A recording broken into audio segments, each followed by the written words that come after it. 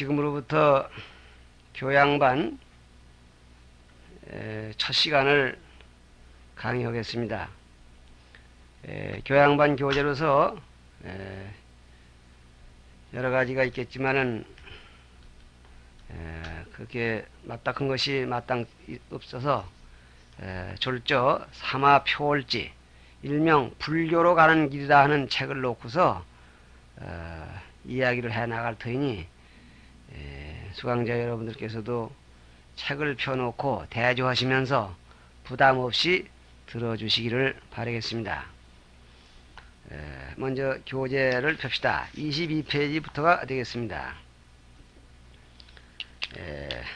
큰 단어는 부처님, 작은 단어는 첫째 부처님의 가계. 가계란 말은 가문, 계통 이런 뜻이 되겠습니다.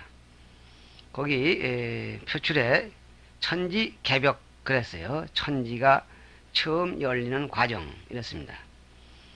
겁초에 하늘과 땅 사이에 물이 가득하더니 바람이 불어 차츰 줄고 이어 거품이 엉기어 천궁이 생기고 산과 평지는 육지가 되고 깊은 곳은 바다가 되어 위로부터 아래까지 차례차례 이루어졌다. 여기서 좀 설명을 하고 넘어가겠습니다. 겁초란 말은 이 우리가 살고 있는 세계가 원래 어디 있었다가 있어 온 것이 아니고 텅 빈 허공 속에 언제부터인지 생기기 시작한 시기가 있는데 그 처음으로 생기기 시작하는 그 시기를 겁초라고 이렇게 부르고 있습니다. 원래 우리가 이 살고 있는 세계가 여러 층으로 되어 있어서 이 세상이 일단 망가지면은 저 위에 망가지지 않는 이 광음청이라는 하늘에 올라가서 있게 되는데 그 망가지는 그 과정이 불에 의해서 망가지는 수가 있고 또 물에 의해 망가지는 수가 있고 바람에 의해 망가지는 수가 있다고 했어요. 그런데 여기 물이 가득하다는 얘기는 물에 의해서 망가진 것을 얘기를 합니다. 물에 의해서 이 세상이 모두 망가지고 이 물은 불과 어울려 뜨고 끓었는데 그 가득한 물이 바람이 불면서 차츰차츰 죽게 되고 죽으면서 표면에 있던 그 거품들은 식어서 천공세계가 되고 좀 낮은 부분에 있던 거품들은 산이 되고 아주 평평한 지점에 있던 거품들은 육지가 되고 그리고 그 거품 밑에 스며 있는 물들은 바다가 되고 이렇게 해서 차례차례 생겼다고 이렇게 되어 있습니다. 다음 그 표출한 인간 시초 봅시다. 광음천의 사람들이 내려와 태어나니 광음천은 불교에서 말하는 여러 개의 하늘 가운데 그 중에 하나입니다. 조금 그 이해하시기 어려울지 모르지만은 우리가 살고 있는 세계를 3개 보통 그래요. 요 다음에 내려가면 또 그 단원이 따로 나옵니다만은 3계란 세 가지 세계란 말인데 욕심이 주로 판치고 있는 세계, 우리가 살고 있는 세계입니다. 욕계. 두 번째로 색계. 그래서 욕심이 다 떨어진 사람들이가 태어나는데 욕심이 떨어졌기 때문에 그 태어난 얼굴 미색이 아주 훌륭하다 해서 하늘색이죠. 일종의 색계. 그 빛색자 색계 그립니다. 거기서 색계에 있는 사람들이 역시 욕심을 아주 띄고 보면 이 몸이라는 걸 가지고 있는 것조차가 욕심의 하나다. 귀찮다. 그래서 몸까지도 버리고 이래서 정신 하나만 가지고서 살아가는 세계인데 이것을 세 번째로 무색계라 그럽니다. 이 광음천은 이 세 세계 가운데에서 욕계를 지나 색계에 있는 하늘인데 색계에는 모두 18층의 하늘이 있다고 했고 이 광음천은 그 가운데에서 아래로부터 6째 하늘이 됩니다. 비광자 소리음자 그 하늘 세계에는 말이나 음성이 없어요. 의사교환하는데 말을 쓰지 않고 몸에서 광채를 놓고 광채를 조정해서 상대방에게 자기 의사를 전달한다고 해서 광음천 그림이다. 소리 빛으로서 음성을 삼는 하늘. 그 하늘 사람들은 몸에서 이렇게 광채가 날 정도이만치 몸이 매우 빛나고 맑아 투명체야. 그래서 일명 극정천 가장 맑을 정 하늘천 가장 맑은 하늘 이렇게도 말합니다. 이 극정천 즉 광음천은 세계 제2선천에 있는 다시 말해 여섯째 하늘인데 이 우리가 살고 있는 세계에 온통 물난리가 나서 이 하늘 밑에 있는 하늘까지는 전부가 물에 휩쓸리고 그 물 밑에는 또 불이 있어가지고 물을 또 끓게 데우고 이렇게 난리를 치는데 그때 아주 세상에 물때 제업이 많은 그런 중생은 다른 세계가 태어나지만은 위안 많은 사람들은 전부 이 광음천에 올라가서 대표하고 있게 되고 그 대표하고 있는 동안은 그 광음천 사람들과 똑같은 그런 형태와 수용을 누리게 된답니다. 이러한 사람들이 하계 즉 광음천 이하의 세계에 다시 천지가 개벽되어서 천궁도 이루어지고 또 바다도 이루어지고 산도 이루어지고 땅도 이루어졌은즉 거기에 알맞게 태어나기에 그 적당한 그러한 그 중생들이 따로따로 부를 지어서 다시 하계를 내려옵니다. 그 하계를 내려올 때에는 아까 지금 말씀한 바와 같이로 업에 따라서 깊은 산골짜기에 살아야 할 업을 지은 사람은 산골짜기로 오게 되고 들판에 살게 될 사람은 그런 업을 지은 들판으로 내려오는데 광음천에서 비가 쏟아지면 그 빗방울을 따라서 구름 따라서 인간에 내려온다고 했습니다. 이래서 사람들이 내려와서 태어나니 이 지구상에 태어나게 되니 제각기 몸에서 광채가 나고 처음 그 광음천에 있던 몸을 그대로 가져왔기 때문에 몸에서 광채가 나고 자유로이 날아다니니 하늘세계에서처럼 우리가 허를 자유로이 그때 날아다녔다고 했어요. 지미가 향기롭고 만남으로 허를 날아다 보니까 지미 따지자 만밀 썼는데 이걸 따지자 살질빌자를 쓰기도 합니다. 겁초의 그 땅 위에 짐이라는 것이 그 찹쌀 인절미 같은 것이 버섯 모양 생긴 것이 그 땅에서 돋아났는데 어디 우연히 그것을 이렇게 뜯어먹어 보니까 향기롭고 맛나. 그래서 처음에는 장난삼아 그것을 먹기 시작했는데 그걸 먹기 시작한 뒤로부터 몸이 무거워지고 또 자꾸 먹으니까 몸이 무거워지고 씩씩거리게 되니까 광채도 사라지고 광채가 사라짐과 동시에 날아다니도 못하게 되었다. 날지 못하게 되었다.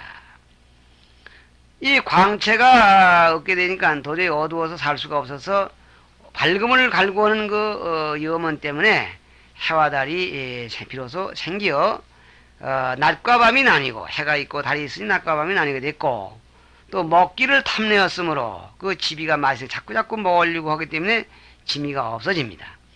다시 바라가 생겼고 지미보다는 조금 덜한 것인데 바라라는 것이 또 지미 비슷한 것이 생겼다.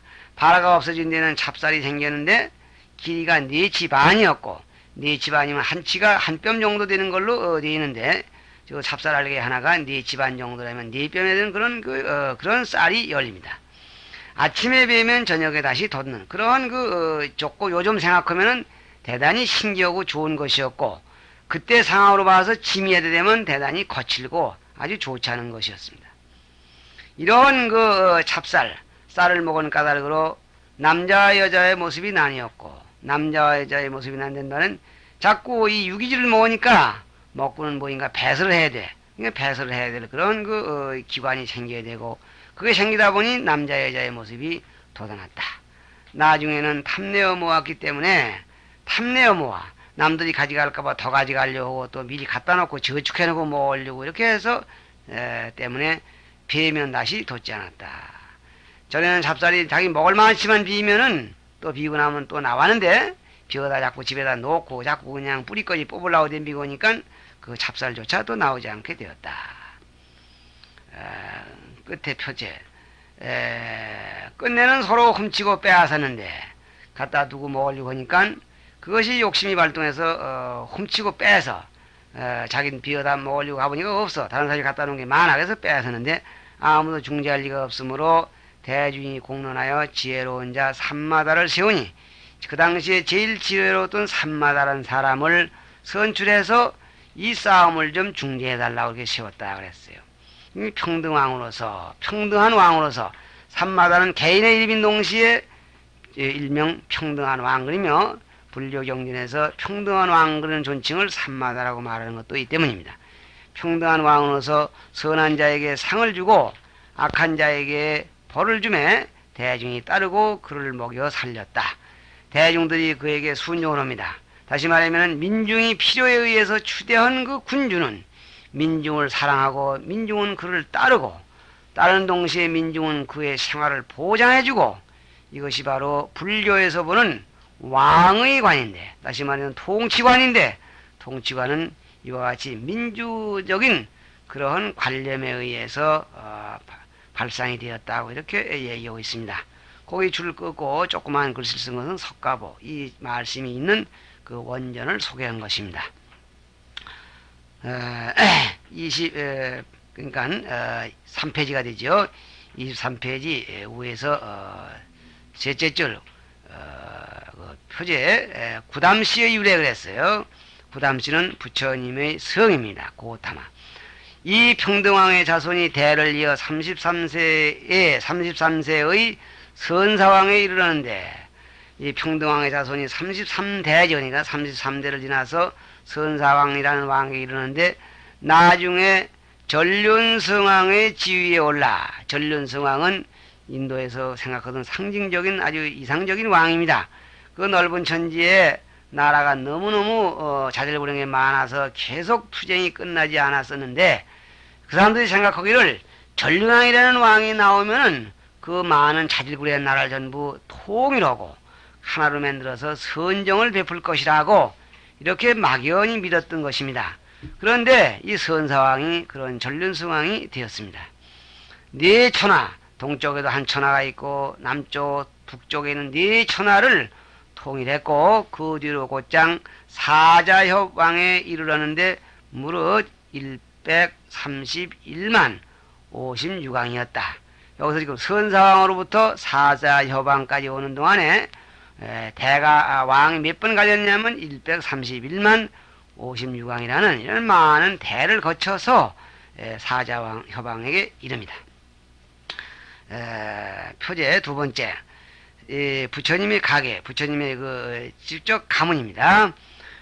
이 구담시라는 그런 그 시족 가운데에서 이 부처님의 한 집안이 나오는데 사자협왕에게 네 아들이 있었으니 첫째는 정반왕이요, 둘째는 백반이요, 셋째는 곡반이요, 넷째는 감노반이다.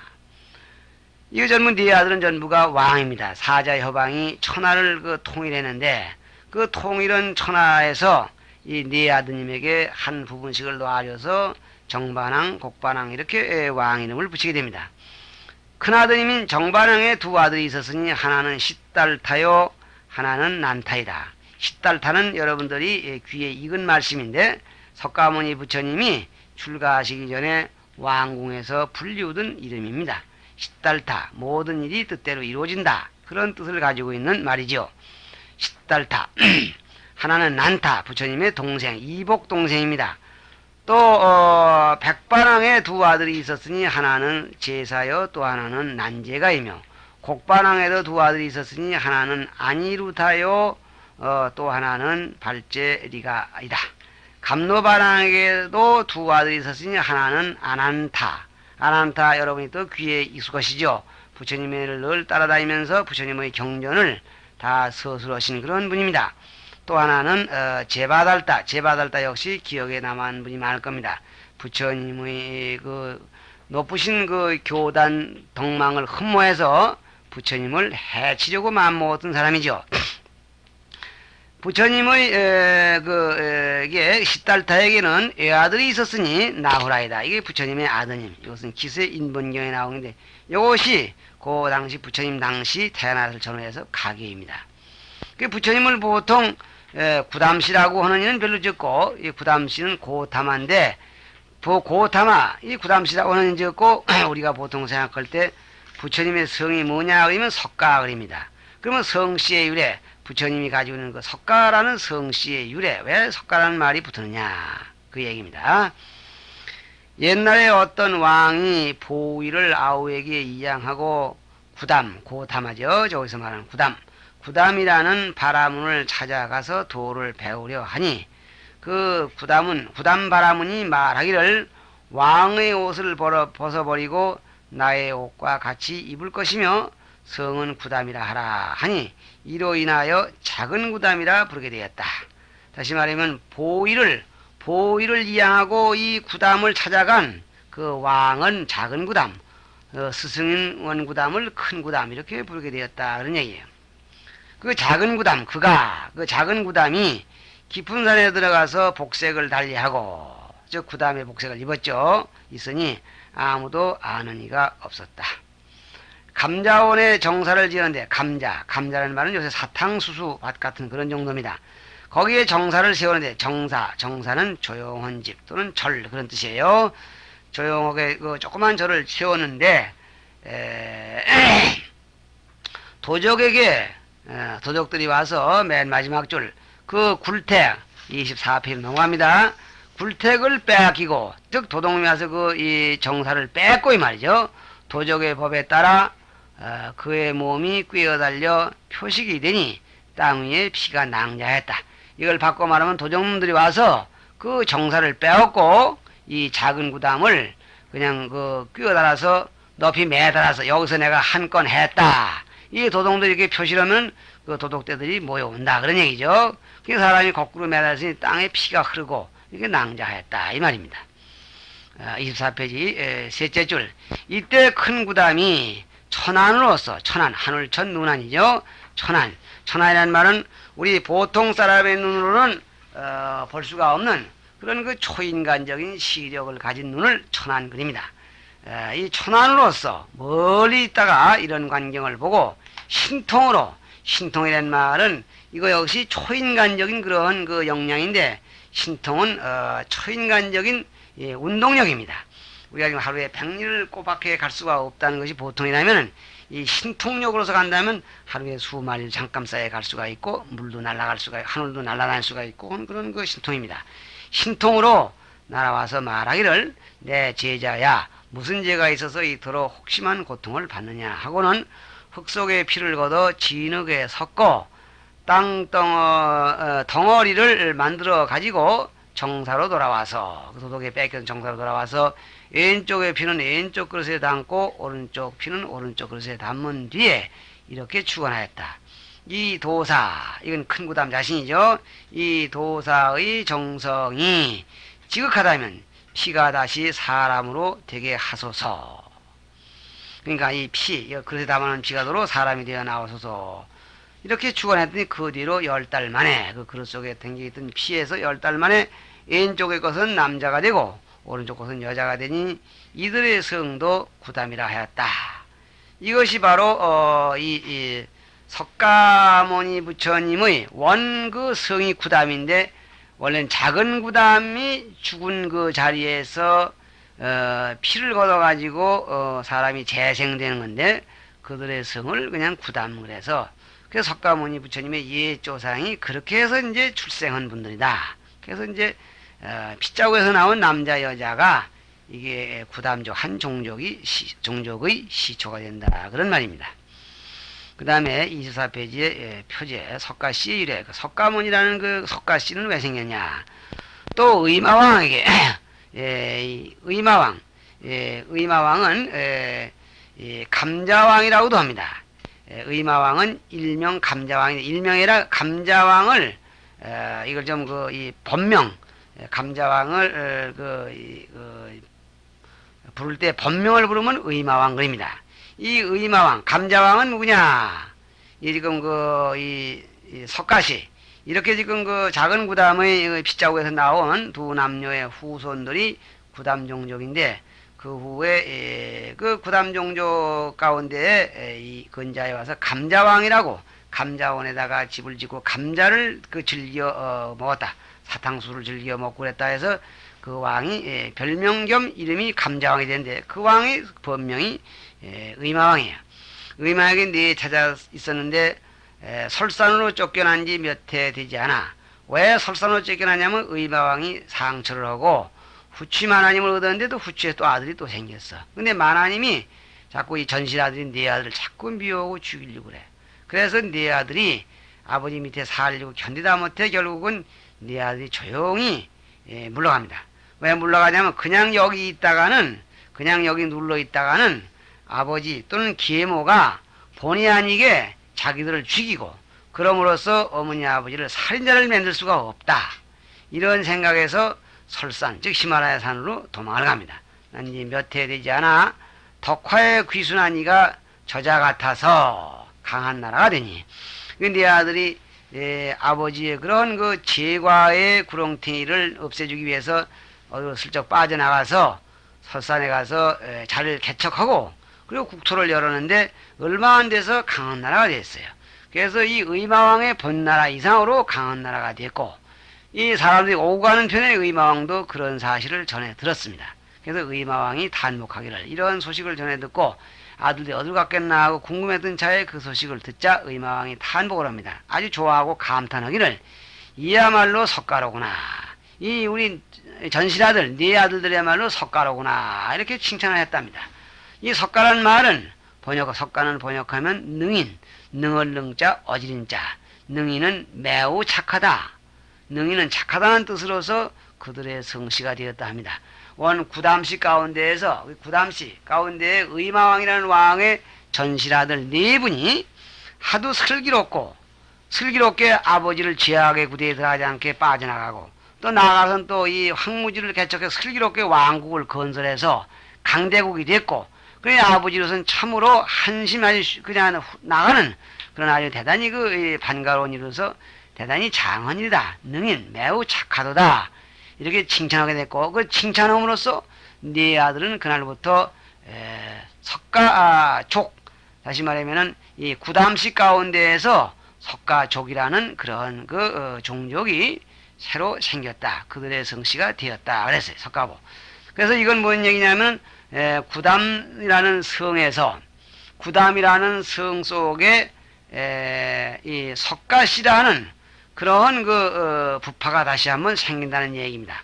우리말로 하면은 가령 전주의식 가운데 무신파 이런 정도로 볼 수가 있겠는데 그 파의 개념이 의외로 강해서 오히려 석가씨 이렇게 말하고 있는 것입니다. 그러나 석가모니 부처님의 성을 원래 정확히 말하면 구담씨가 원성이고 석가씨는 그 나중에 파생된 작은 성이 되는 것입니다. 익힌 문제를 한번 읽어보시죠. 이 세계가 어떻게 이루어졌는지 생각해보자. 이 세계가 어떻게 생기려졌는가에 대해서 두말할 것 없이 부처님의 말씀은 어느 신이 만들었다든가 또는 저절로 이루어졌다는 것을 얘기하지 않고 중생들의 업에 의해서 이루어졌다 망가졌다는 그렇게 얘기를 하는 것이 불교의 기본 교리입니다. 지금 천mor에서 얘기한 바와 같이 중생들의 업에 의해서 이루어지고 또 물과 불과 바람에 의해서 무너진다 했지만 여기서 내려가면 설명이 되기에 길게 하지 못하지만은 그거 역시 중생들의 업력에 의해서 모두 이루어지는 현상들이라고 했어요. 또 부처님의 성씨가 생긴 경위를 알아보자. 첫째 구담씨는 대구담을 찾아가서 작은 구담이 희생됐고 작은 구담이 죽은 자리에서 사람이 솟아났고 그로 인해서 구담씨가 되었고 또 석가씨는 의마왕의 네 아들이 슬기롭게 살아갔다고 해서 슬기롭다 매우 착하다 생긴 이름이 되겠습니다. 세 번째 겁초에 나타난 삼마다 왕정과 현대 정치 제도화를 비교해 보자 그랬어요. 겁초에 아주 오랜 옛날 올 같으면 뭐 신이 내려와서 정치를 했느니 또는 무슨 그 강한 사람이 뭐 뺏고 정복을 했느니 이렇게 얘기를 하는 게 보통인데 우리 불교는 다분히 신화적이고 이런 부분이 요소가 많이 있지만은 그러면서도 그 신화 자체가 현대 나아가서는 인류의 인지가 발달되면 발달될수록 더욱 부각될 수 있는 그런 가장 이상적인 민주 왕정 제도가 민주왕정, 다시 말하면 왕을 중심으로 한 민주제도가 아니었나 이렇게 생각을 합니다. 다시 말하면 민중의 요구에 의해서 선출된 왕은 민중을 위해서 10분 봉사하고 또 봉사를 받는 그 민중은 왕을 위해서 10분 또 이렇게 충성을 바치고 왕의 생계를 보태해 줬다는, 다시 말하면 주고받고 바꿔주는 이상적인 왕정 민주제도라고 이렇게 말할 수가 있겠습니다.